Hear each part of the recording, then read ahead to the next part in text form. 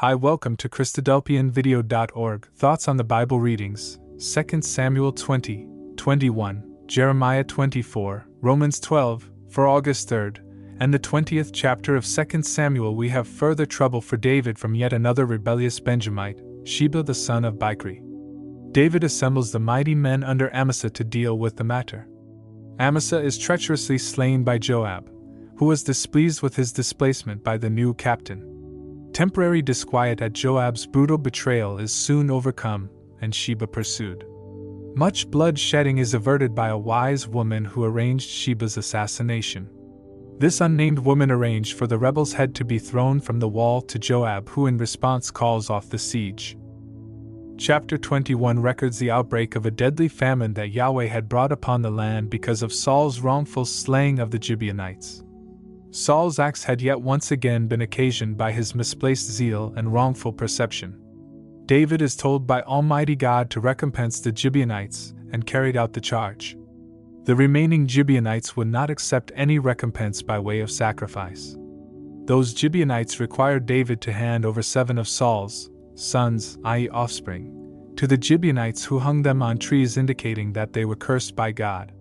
Saul's faithful concubine Rizpah is commended for her diligence and loyalty by driving away the vultures from the bodies day and night. David is saved by his mighty men during campaigns against the Philistines.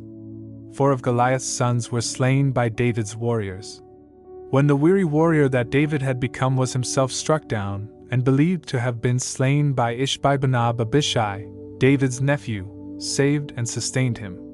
David's men, recognizing that he was more important in his capacity to instruct his people in the ways of godliness, and in matters of states, rather than in the arts of war, forbid him from again going out to battle.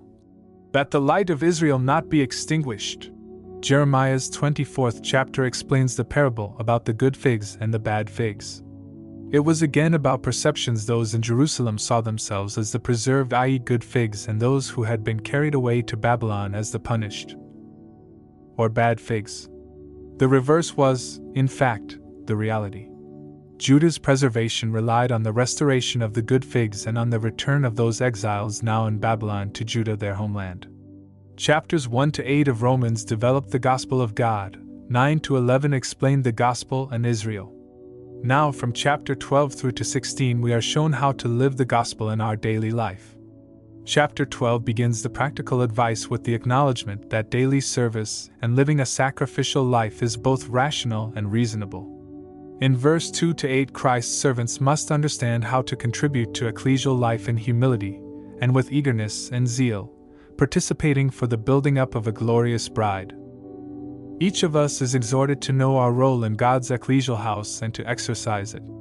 Verses 9 to 20 identify qualities of the transformed way of living for all true disciples. What sound advice concludes the chapter on avoiding vengeance and living peacefully with others. The final words of the chapter should be one of our mottos for daily life. Do not be overcome by evil, but overcome evil by good. More here. https://christadelphianvideo.org/christadelphian-daily-readings